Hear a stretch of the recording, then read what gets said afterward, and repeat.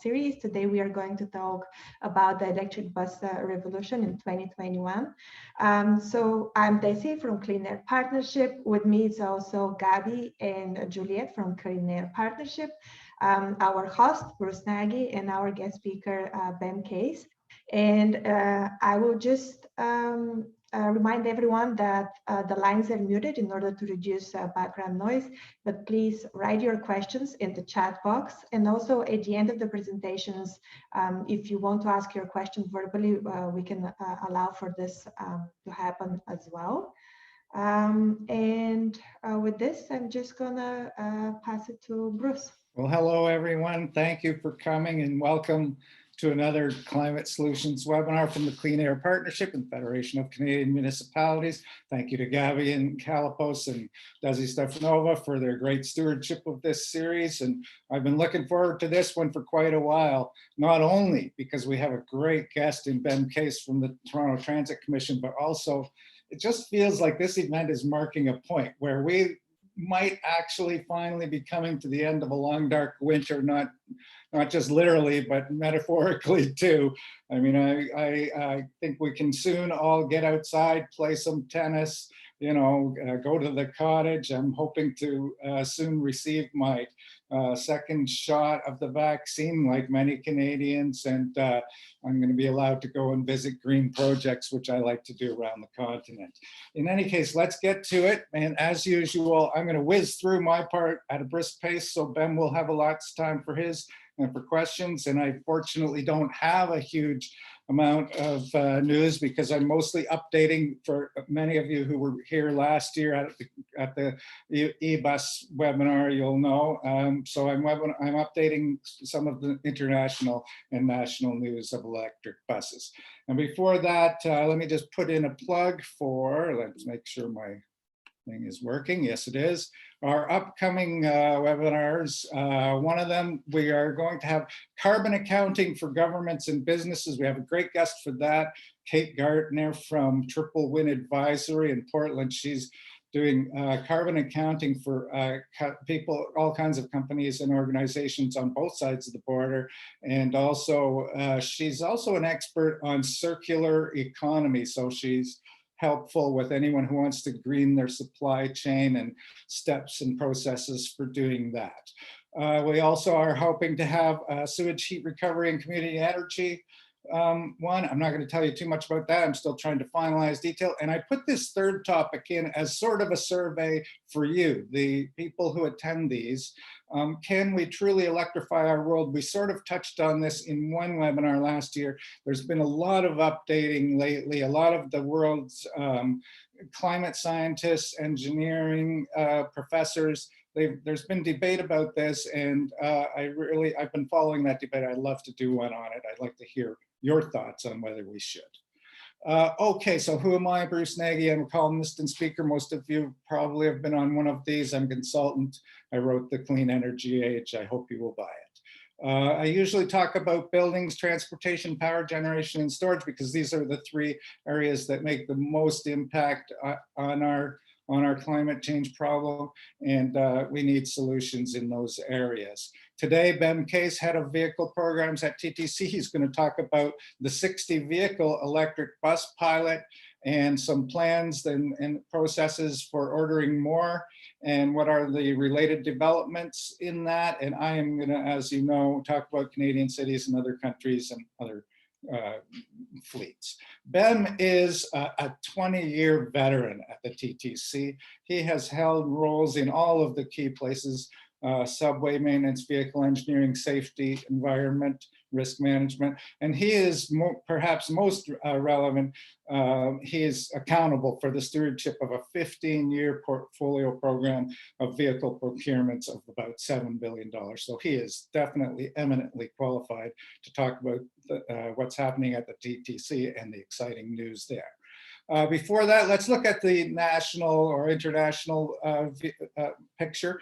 The global bus fleet is growing fast, 43% per year. But these numbers are a little misleading, 81,000 units in 2021 to go up to 700,000, but more than 90% of these are in China. So I think we're in a nascent sort of place. We're in the beginning, but we're moving very quickly. And one of the best statistics is down at the bottom here on this screen. So although North America, for instance, adoption remains below 1%, about 10% of transit agencies are either operating a few buses now or they've already ordered some. So it's less a case that there is no action and more a case that it hasn't fully manifested itself.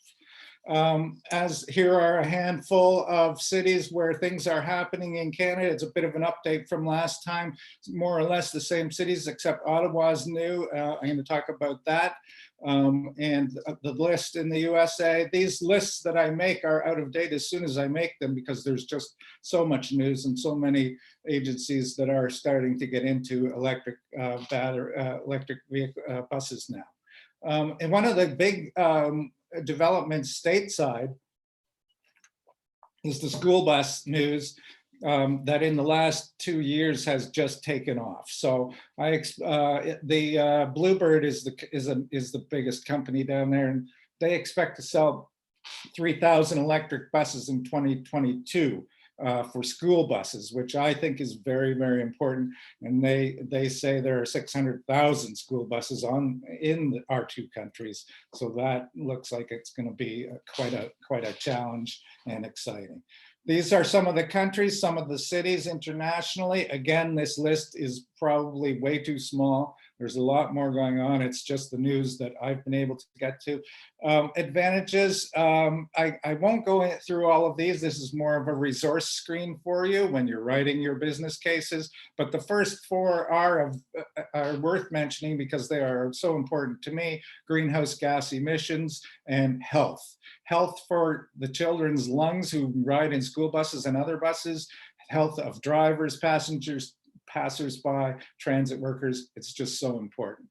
Of course, cost savings on fuel and maintenance. I always talk about that because I'm a pragmatic person, but I'll leave the rest of it for your reference.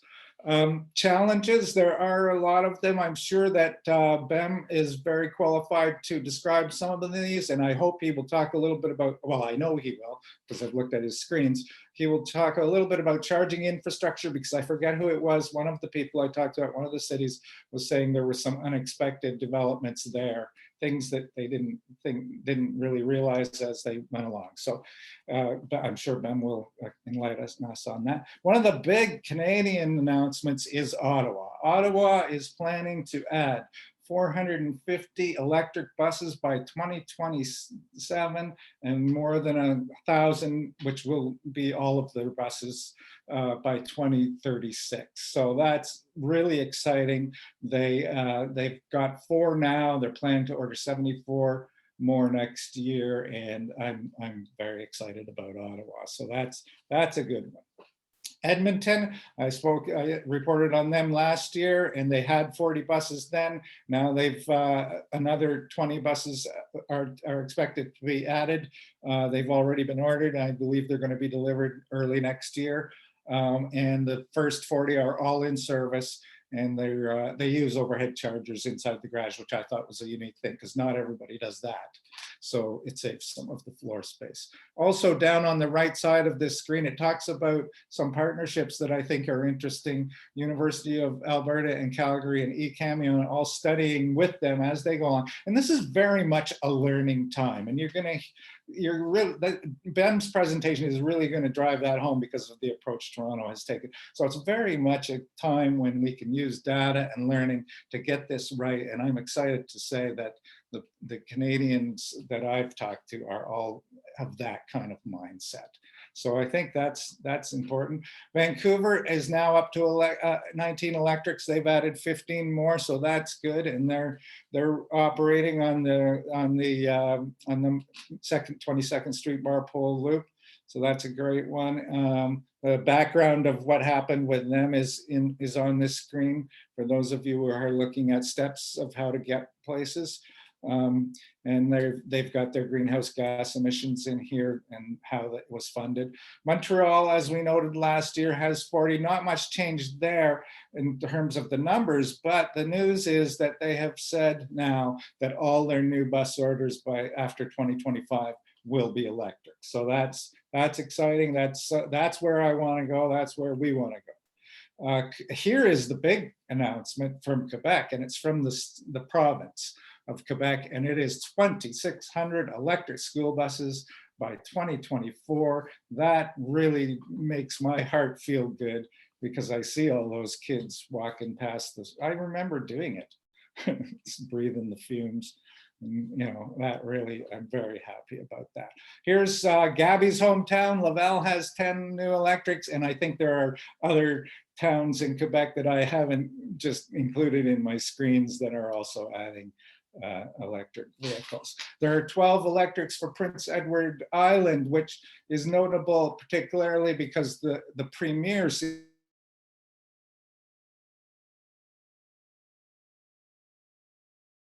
be driving it and actually drove an electric bus, and that's particularly good because the party to which she belongs is not known for this, so that's great. So I'm pretty excited about that. So Halifax, this is the only bad news I have.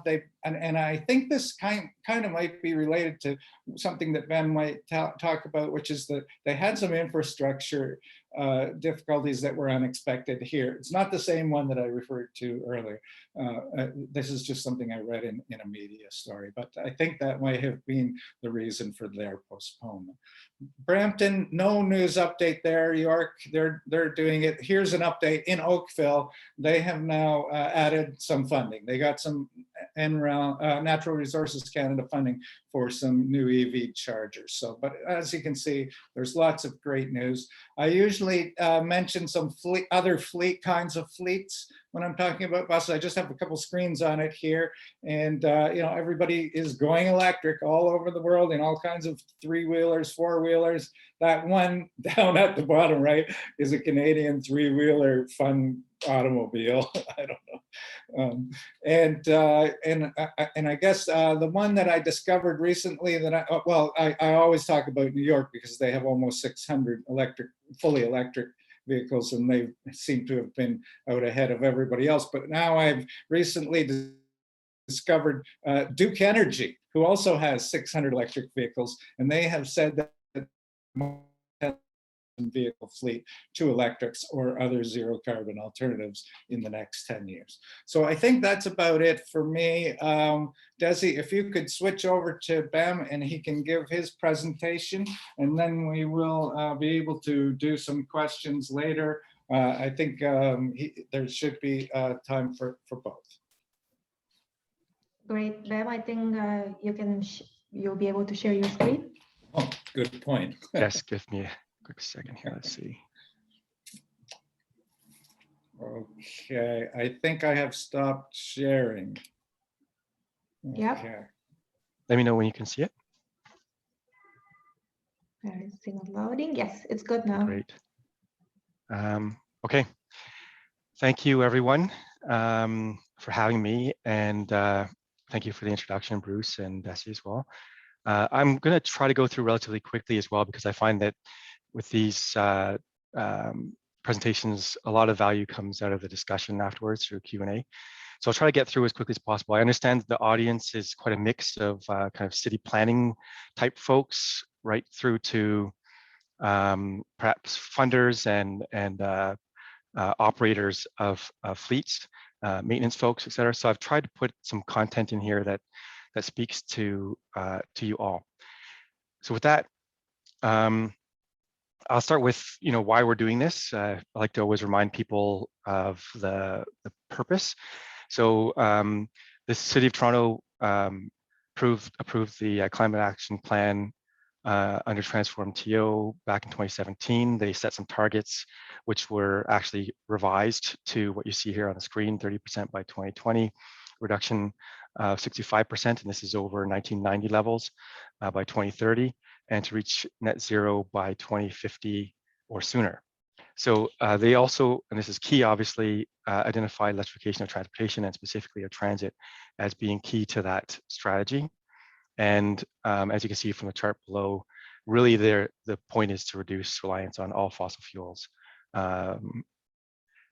The Transform TO target was followed up very shortly thereafter in November 2017 by the TTC board's own target to procure only zero emissions buses starting in 2025, and then target all zero emissions fleet by 2040. So estimated benefits, GHG emissions reduced by full fleet conversion of TTC's fleet. By that time, it'll be around 2,400 buses, and that's a 200,000 metric ton, and I should have put the unit here. So this is CO2 equivalent per year would be reduced. The net fuel savings is currently estimated at between $50 and $60 million, and this is the cost net of the electricity costs, or the savings net of the electricity costs. Noise pollution reduced between 60% and 80%, depending on whether you're talking about at idle or in use, but quite significant. Local air quality improvement leading to, and these stats were generated by some work that we did with C40 and Toronto Public Health in quantifying the impact of electrifying the city's fleet of buses and school buses in this case. And you can see here 29 premature deaths averted per year. Other key ones here is 3 days increase in life expectancy per citizen. And I'll draw your attention to the upper right as well. An estimated $182 million saved from premature deaths avoided per year. TTC's own path to zero emissions, we had a number of different technologies over the past, two-stroke diesels. We had electric trolley buses at one point, as some of you will recall. Conventional diesels, and that really marks the oldest of the bus types we currently have in our fleet. Compressed natural gas buses we had for a relatively short period of time. We don't have any of those anymore. First generation hybrids, we still have a number of those. Clean diesel buses, and there are many iterations of those, form the last of our diesel fleet, and the last new clean diesel bus we received and that we ever expect to procure was actually back in June of 2018. In June 2018, we started receiving the latest hybrid electric buses, which achieves many of the benefits of the zero emissions bus, but not quite zero emissions, obviously, and doesn't require the infrastructure that an all-electric, battery electric bus requires, which is what we're currently procuring. This is the kind of landscape of zero emissions buses in North America as of April of this year. And as you can see, in fact, this landscape hasn't changed very much since the 2017 approval by the board to go down this path. Since then, we have procured 60 battery electric buses. As of April of last year, we had all 60 in service, and that makes us the largest, currently the largest fleet of zero emissions buses in North America. Performance to date. So we have these buses.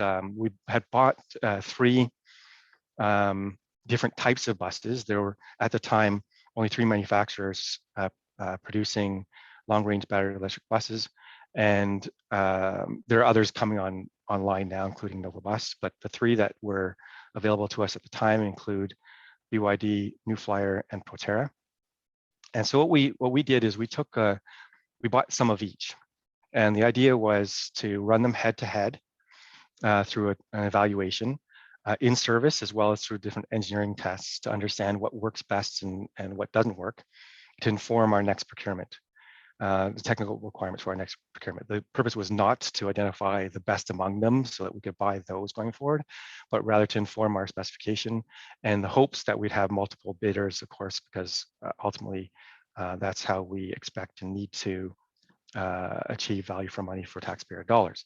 So what I'll share with you here is just some of the early performance data. I've included Nova hybrid electric vehicle, that's the HEV, as the baseline for comparison.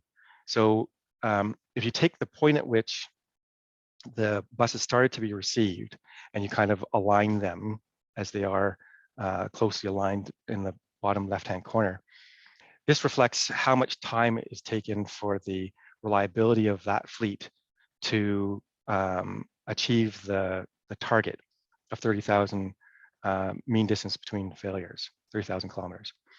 And you can see that the hybrid electric bus within, so I'm trying to look at a different screen here, within 5 months of service exceeded that target and has now, greatly exceeded and continues to perform very, very well.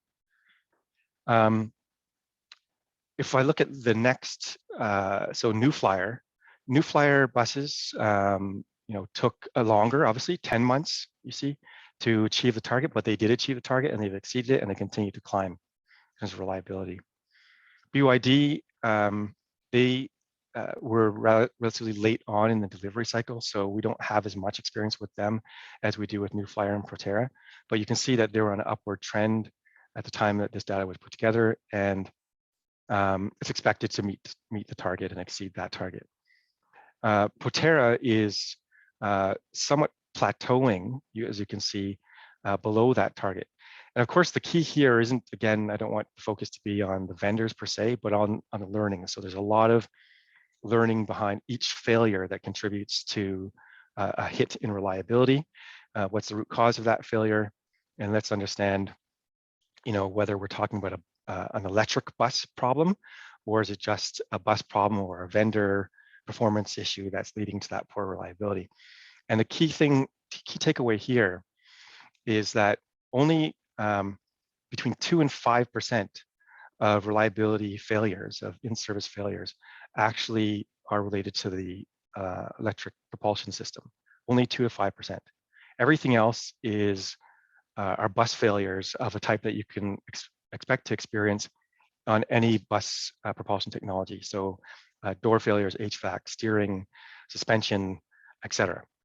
And that was, this is one of the key findings out of this head-to-head evaluation, that again, regardless of which vendor you're talking about, the vast majority of the failures that we do experience are not to do with the electric bus. And so from a reliability perspective, we don't see any barrier to adopting battery electric buses going forward. Obviously, there's some teething pains that each of these OEMs have experienced, and we're working with them, and they've been great partners in trying to improve their reliability, and we will get that fleet performing. And I have confidence in that, because the types of failures, as I say, that we've been experiencing are ones that are not new to us. For vehicle availability, slightly different than reliability. Reliability is when there are failures that take a bus out of service. Availability is the percentage of the fleet that is available to go to service when called upon, whether that's the beginning of the day or on a service run, halfway through the day. But is the fleet available for service? Another key metric. This one paints quite a different picture. However, again, you can see the hybrid electric vehicles are performing very well. The target 80%, they're performing at above 95% or thereabouts 95% on average, and it's very stable. New Flyer so far is the only one exceeding that target. You can see they had some initial teething pains, and their performance improved, and now they're above that target and climbing. Proterra was on an upward trend initially, and in recent months started hanging downwards. There are a number of retrofits planned for both, in fact, New Flyer to improve their reliability and availability further, and to Proterra, Proterra and BYD similarly. BYD, oh, sorry, I missed one there. BYD, you can see the availability has obviously been trending in the wrong direction. But again, we've got less experience with them. They have a smaller fleet as well, as 10 of the 60. And so they're all the more their fleet availability is all the more affected by just one bus out of service. But again, we have planned retrofits to improve those. A key takeaway from this is that as much as the bus performance plays a role in the fleet availability, so does the vendor performance. So the responsiveness, a bus comes in, it has some issues that are found at the garage, and if those issues can be resolved quickly enough, that bus is available for service. If it's not resolved quickly enough, it's not available for service. And so it's not necessarily, or it's a combination of both the bus performance and the ability for the vendor to respond in a timely fashion to get that bus available again for service. And some of what you're seeing here is a reflection of the maturity of the supply chain locally, and the maturity of the engineering support, et cetera, locally. Some of what you're seeing here is impacted by COVID, of course, as the responsiveness to issues and to the need for parts, et cetera, have been impacted by people and material having not being able to cross the border, the Canada-US border in particular, as quickly as it had been in the past. So these are issues that are real, but again, they're ones that we've learned, and we didn't know this stuff going in. So we've learned a lot going in here, and understanding what those issues are, again, provides us with confidence moving forward. Energy consumption. Energy consumption is a big factor. So especially for depot charge buses, but also for en route charge buses. For en route charge buses, it's a factor because it influences the spacing of en route charge stations, and those are very expensive. So if your energy consumption is very high, you have to effectively either size the battery larger and reduce the distance between charging stations. For depot charge buses, it's all the more critical to have an efficient bus. But one thing that was interesting that we only learned through operations really is that more important than the absolute consumption rate. So you see here, Proterra's consumption rate is quite high at minus 10 degrees. So in the winter months, it's quite high compared to what it is in the summer. You have, that also represents a fairly large variation. And what that means is that a bus that we believe can accommodate 40% of our runs and can be assigned certain runs, or some transit authorities call them blocks. That in the summer they can accommodate that 40%, but in the winter maybe it's only 25% of the runs that they can be dispatched on, and that's huge, obviously. And many people have asked, of course, and wanted to get out of this this very evaluation, this data around what is the variation, what is energy consumption, which is kind of always termed as what is the energy consumption during winter versus summer, and is that a big issue? Well, we learned two things. One is again, the consistency in the consumption across seasons is actually more important than the absolute or the average, let's say, energy consumption. But also the way in which New Flyer achieved this, one of the factors is in how it uses its Webasto heater. It's not a popular thing, but we have a diesel-fired heater on board. And the reality is that for this early phase of adoption of these zero emissions buses, and they're still classified as zero emissions buses because in the States, the Ministry of Transportation there, and I don't remember exactly what it's called, but they defined it as the propulsion system that determines whether it's zero emissions or not. So these zero emissions buses without a Webasto heater would, well, you can see there, because even that Proterra number, as high as it is with a Webasto. So the energy consumption would be unacceptably high. We wouldn't be buying electric buses if we couldn't have the Webasto.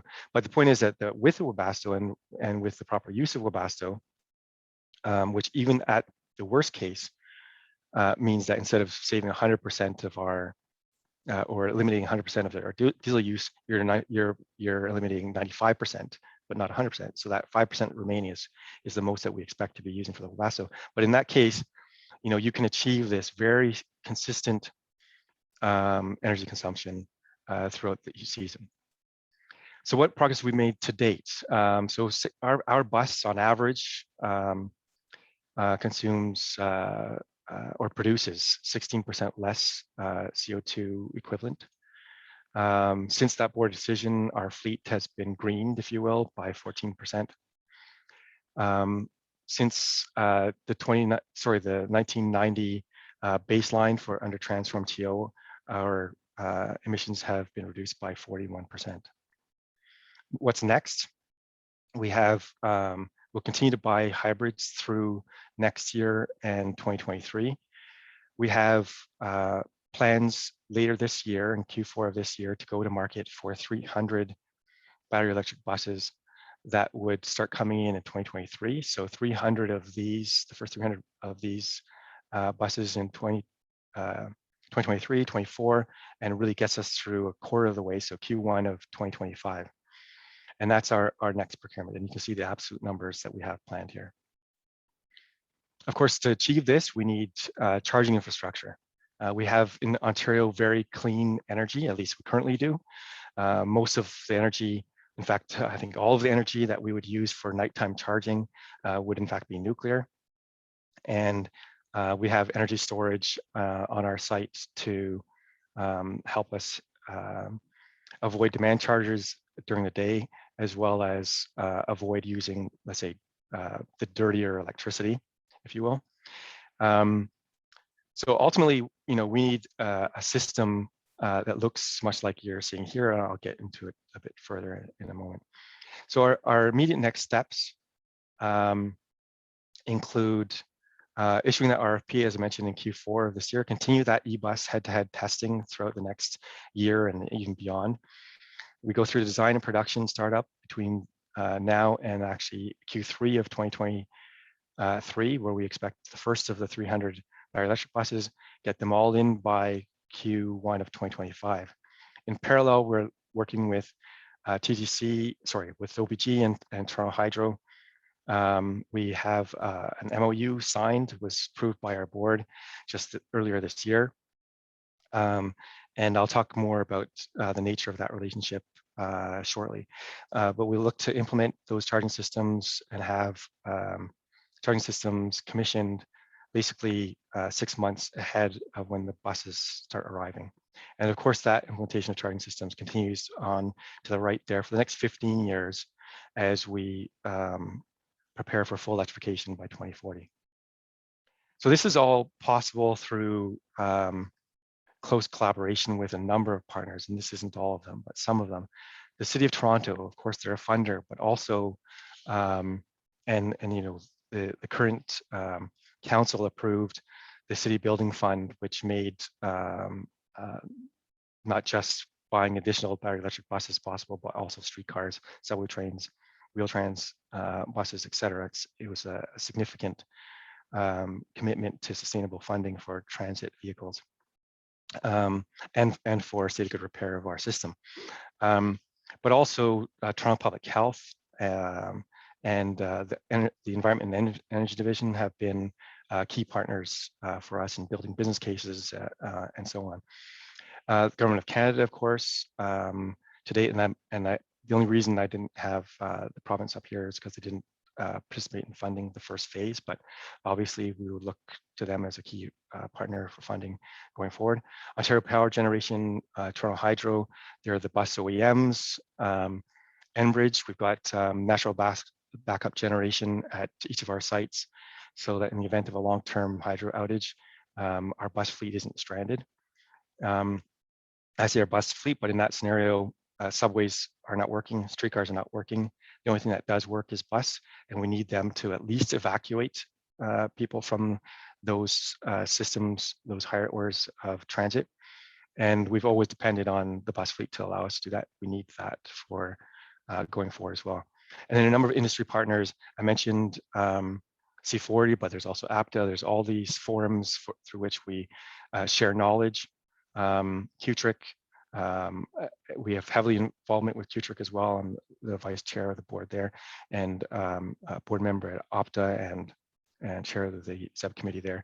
And the only reason I mention those things is because, you know, it kind of try to illustrate how important it is been to us to be closely linked with broader industry to make this happen. And we also host our own call, which includes about 25 different transit agencies, and we share lessons learned on a every 2-month basis. So I mentioned the TTC OPG FESL agreement. So in this framework for agreement, and I'll just walk through the next several slides actually to illustrate it better. So it starts with Toronto Hydro providing reliable electricity supply to TTC sites. So these are the feeder upgrades you see highlighted there. OPG will co-invest, design, build, own, operate, and maintain the electrification infrastructure at TTC sites. So that's everything from the hydro vault, the Toronto Hydro vault on our property, through to the bus, and all the software and controls required to manage that. And TTC, of course, does the scoping, the fleet planning that you've seen some of previous to this, the timing, the funding, coordination of stakeholders internally and externally, and oversight, of course, to the OPG and Toronto Hydro work. And the key thing here really is this last bullet, is that this arrangement allows us, TTC, not to be in the electron business per se, but to be in the bus service delivery business and to focus our efforts there. And I've gone through very quickly, or as quickly as I could anyway, and I welcome any questions. Great, that was such an informative presentation. Thank you, Bem. I'm personally very happy to see that the electric buses is happening on, and then you mentioned it, that they reduce noise pollution, because I was in the team that created the noise map for the city of Toronto, and it is mostly the noise coming from traffic and from these bigger vehicles. So it is great to see that we are moving into that direction with full electric transit. So I will open here for kind of like a discussion and questions. And feel free, Gabby, Bruce, to also tune in. And I will start with the first questions here that they're receiving. What are the costs associated with fuel and maintenance compared with conventional vehicles? Bem, you're muted. Sorry about that. For the cost of fuel, so we do expect that the net costs of fuel will be reduced by that $50 to $60 million per year, and that's when the fleet is fully electric. And I say electric, but you know, it could be battery electric, it could be hydrogen fuel cell electric as well. So right now that model is based on the assumption of battery electric, and the savings is expected to be between $50 and $60 million. And the second part of that question was maintenance. So we understand from those who have had battery electric buses longer than we have, and there are a handful of properties in Canada and the States that have had battery electric buses for 5 years and longer.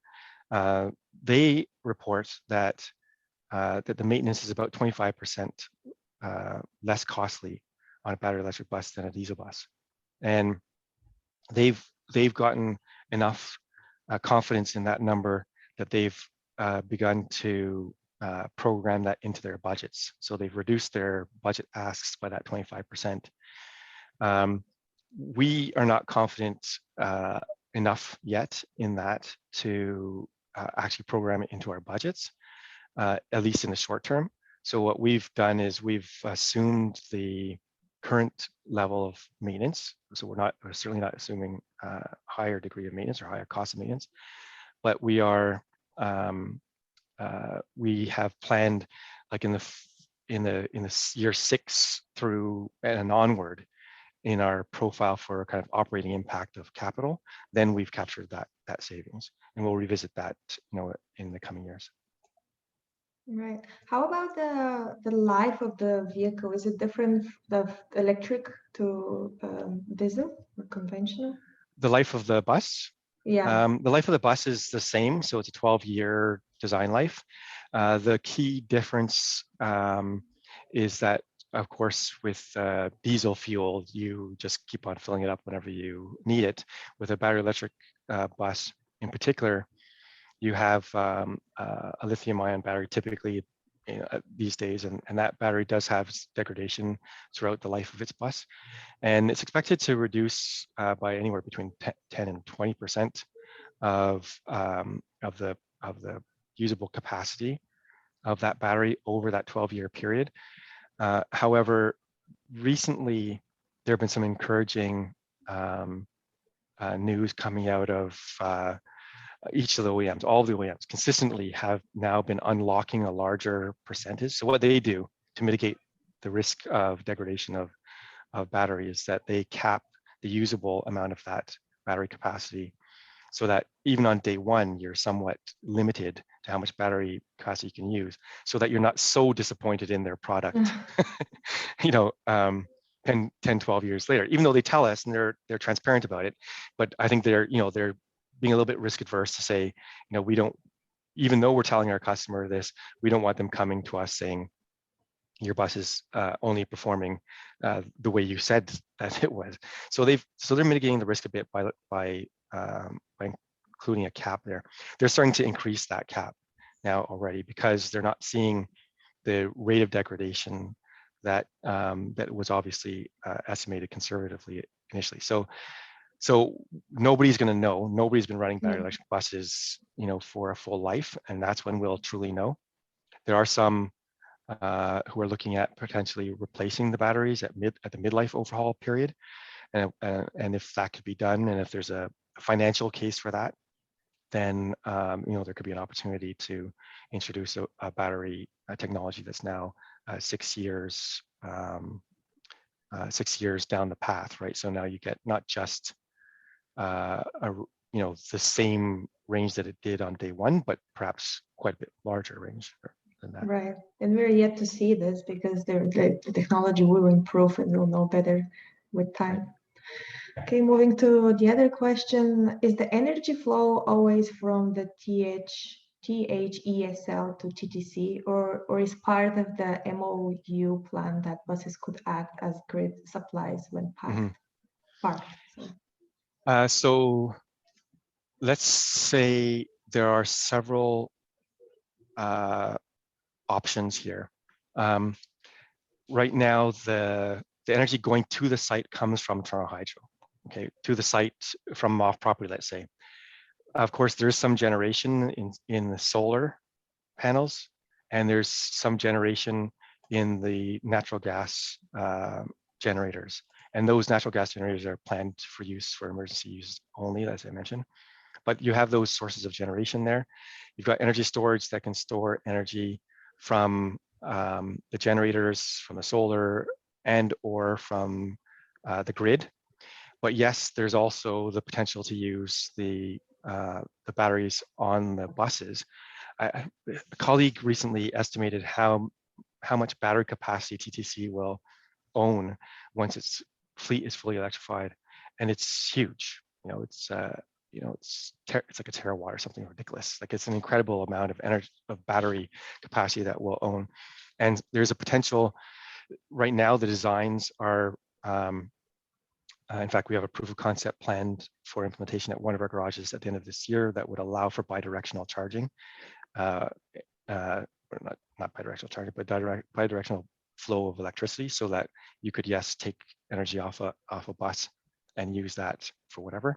The other potential for this application that's being described is maybe it's not within the microgrid that's being created at TTC, but it's to support the Office of Emergency Management or a hospital or shelter or what have you. It's taking, maybe in certain disaster scenarios, the highest best use of that bus isn't as a bus for service per se, but it is as a generator, as a power plant. And so that's definitely part of the kind of long-term vision at this point. Right. Alan here mentioned that he missed the part where you talked about the study sorry, I missed the date at which you think you have done enough of a study and can place an order with one single supplier. Did you mention that? We don't have an intention to place an order with a single supplier. That's not really our intention. What we're, maybe this is the best slide here.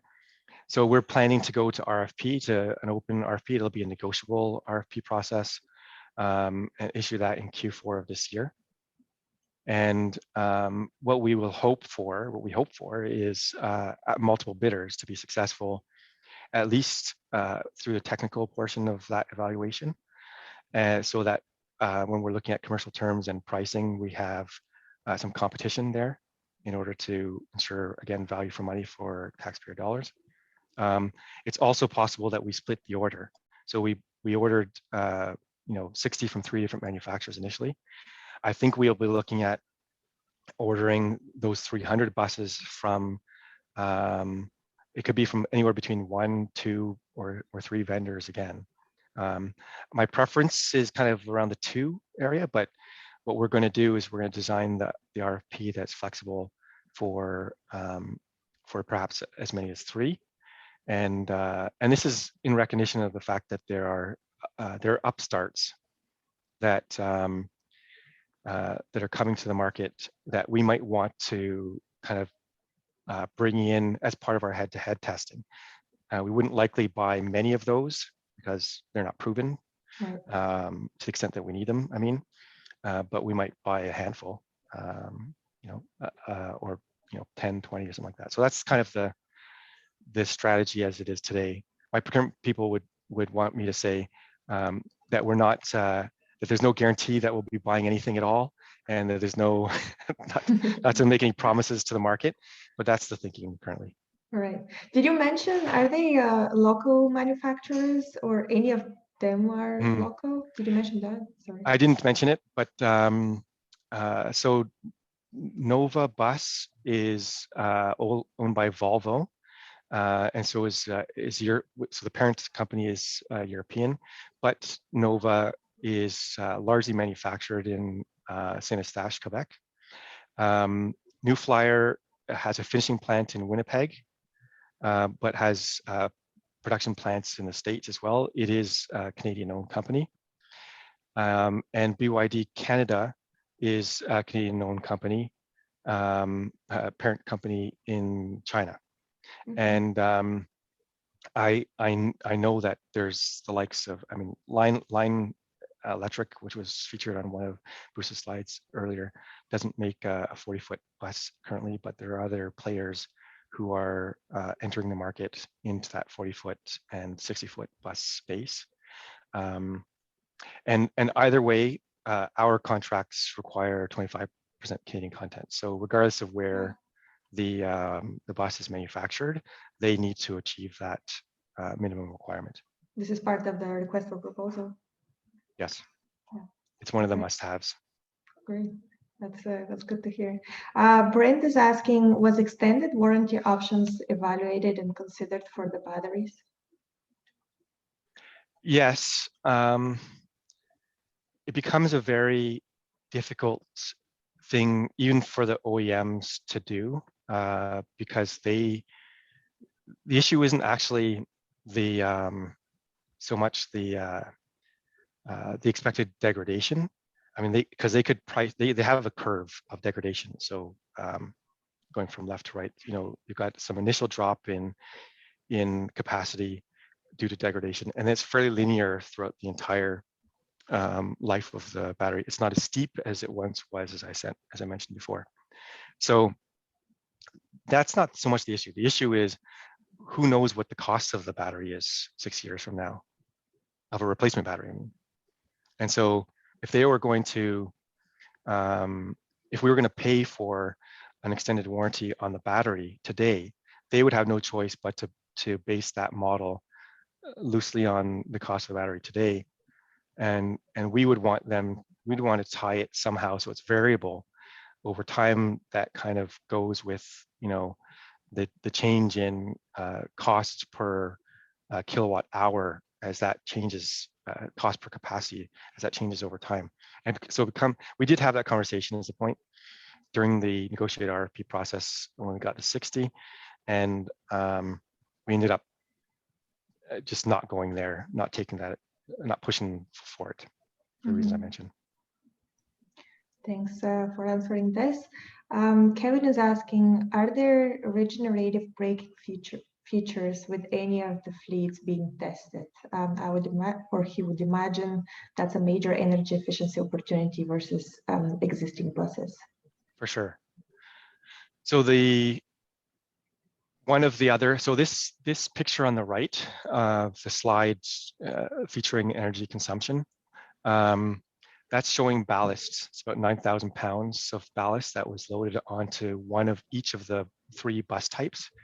And those 3 buses were then run literally head to head or nose to tail through representative routes through our network to understand what the consumption is. One of the biggest, or I shouldn't say one of the biggest, another significant factor in the energy consumption or above the ones I mentioned previously is the degree to which, like, that their regenerative braking is enabled. It's a variable thing, so it's something that it's not really reflective of the OEM per se, because it is variable. You can alter that profile, and we'll be looking to, and we're also looking to do that, by the way, on our hybrid electric buses, because those buses also have electric motor driving the wheels, and so on braking they regen to the onboard batteries. So for all these buses, we're looking to optimize that, and so over the coming months, before we enter the next season, so by the end of this year, we want to have a fairly standard profile for acceleration, deceleration, and the regenerative braking, so we can kind of normalize that and understand, how much benefit has that got us, and then also, are there other differences between these buses that are driving energy consumption or above that we know that we can tweak. Right. Yeah, a bunch of yay and thanks for the good explanation and the presentation. Bruce is actually asking about the noise pollution. Bruce, I don't know if that's me or to Bem, but can you talk about the noise pollution in Toronto? Noise pollution. I know that noise pollution is something that Bem has talked about before, and it is something that people talk about in the city of Toronto. So I was hoping he would talk a little about that. Well, it sounds like Desi knows more about it than I do, probably. I'll just say for my part before Desi, if you comment, is that, for both noise pollution and air quality, the people who are exposed to this the most are, of course, they're employees who are exposed to this day in, day out. Like, so there's occupational exposure to noise and to air pollution from diesel emissions that affect people's health, right? It's a lot of times it's the employees that are exposed to it the most. It's obviously frequent riders. It's obviously people who are waiting at bus stops and waiting in stations, terminals.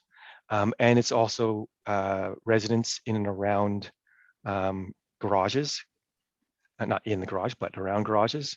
And it's also, from a noise perspective, certainly where the buses operate, at night in particular, through residential areas when the ambient noise is lowest. And you may be the loudest thing there anyway, even during the day, but certainly at night it's an issue. The good thing about this City of Toronto piece of work that Desi was obviously involved with is that it began to really quantify. It wasn't just like, okay, it's an annoyance, but that there's some real health outcomes associated with that noise pollution. Yeah, I can just add that this piece came in 2019, I think, and it was, I was part of the noise team, but it was a joint with also air pollution at the same time, and it does that in the Toronto Public Health.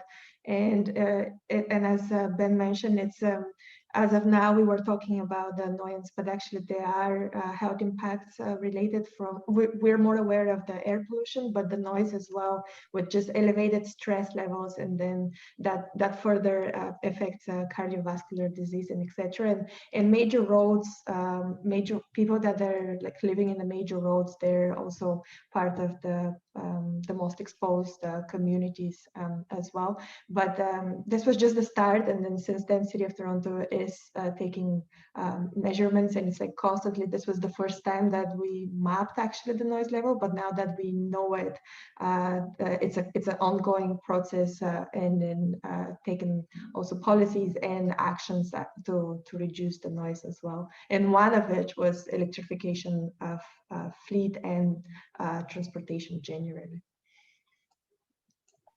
which is great. Okay, I don't see any questions at this point. I don't know if Bruce or Gabby want something to add. Before that, Gabby, if you can launch the post, because I'm having some difficulties here, if that's possible. And Bruce, I don't know if you want to add something. Well, I do want to say thank you, Bem, for doing such an excellent job today, because I don't know about the rest of you, but I certainly learned a great deal. And not only that, it provoked a lot of thought. It provoked a lot of good questions for me to ask other cities, other agencies, and also I was very interested in some aspects that I didn't really expect came into the equation. Some of the things that I didn't really understand, the winter versus summer. I probably should ask a question to learn a little bit more about that. So if we do have any time, maybe you can talk about that, Beth. But this is the great thing about having webinars like this, is even someone who thinks he knows what he's talking about learns so much. So this is great, and thank you for doing a great job. I don't even know what time it is. I guess we do have 2 minutes. 2 minutes. Then if you want to jump in, I Yeah. see that people are staying on the line, which means that there is interest. Yeah, so for the winter, it's interesting. We didn't really know what to expect, and the OEMs didn't really have the answer for us either. Like they couldn't tell us themselves necessarily what to expect. So for there's kind of two components. There's the charging and there's the bus performance. The charging. So what we did actually, sorry, let me backtrack a second. What we did, because we realized that there was a potentially huge risk around degraded winter performance, is we located chargers at each of the 3 garages that we have these buses. We locate chargers indoors and we locate chargers outdoors. The chargers that are located outdoors, there are specific buses allocated to those. So those buses never go indoors. They're always outside. And the reason for that is we have a significant percentage of our overall bus storage capacity is actually outdoors. So whatever solution we have has to work outdoors as well as indoors. We can't afford to enclose everything. That'd be like an incredible cost. So we locate them outdoors. They're charged outdoors. They're stored outdoors. And what we found is that the charging rate is unaffected. The bus battery capacity is unaffected. And so that's very good, obviously. What we found, though, is in the bus performance, as I mentioned, it relates to the temperature relates to the range of the bus. So and obviously it's the extent to which you need to depend on that Webasto or that diesel-fired heater. There's some even small things like, I know we're right on time now, but even small things like whether the defroster at the front of the windscreen is dependent on electric heat only, or if it could also be heated by the Webasto. In one case, it's electric heat only for that. And so even if you depend on the Webasto for heating the cabin for passenger comfort, you're still consuming a lot of energy just to heat the front windscreen. There's also slip protection. So, anti-lock braking is what you think of it on a car. So you've got, as soon as the bus detects that the wheels are locked, it assumes it's slipping, it disengages the regenerative braking, because as soon as you take off your foot off the propulsion, regenerative braking comes in, which acts as a retardant, which slows down the bus, and so you can end up to a slip condition there. So it disables that regenerative braking, and some buses it disables it momentarily, and then it re-engages it, and so you're not losing so much of that regenerative braking. But other buses, it disables it for the rest of the day. And it's not until you restart kind of reset up the bus that you get regenerative braking again, in which case you lose a lot of that regen. And so there's, just like you said, Bruce, it's incredible, frankly, how much we're learning through this that we hadn't originally anticipated. And I'm sure, we have this conversation a year from now, we'll have another list of things completely new. I want to say thank you to anyone who has to drop off now, because we are at the end of our time. But I did want to ask one more question. So if others want to stay on, Bem, and if you will be so kind, and that's about the Wabasso. So the Wabasso heater, that is a requirement. Can you just review why you're using it and what is the impact on, say, GHG? I'm really sorry, Bruce. I gotta go on, set up another webinar just at 3. I just have a couple of people. We have another one planned. I'm so sorry. I'm so sorry. We can take that offline. Sure, no problem. Well, thank you everyone for attending, and have a great summer, and we'll see you at the next webinar. Thank you, Bem. Thank you, Gabby. Thank you, Desi. Thank you, everyone. So much, everyone. And be well. Thank you. Yeah, enjoy the rest of the day. Bye. Okay. Bye-bye.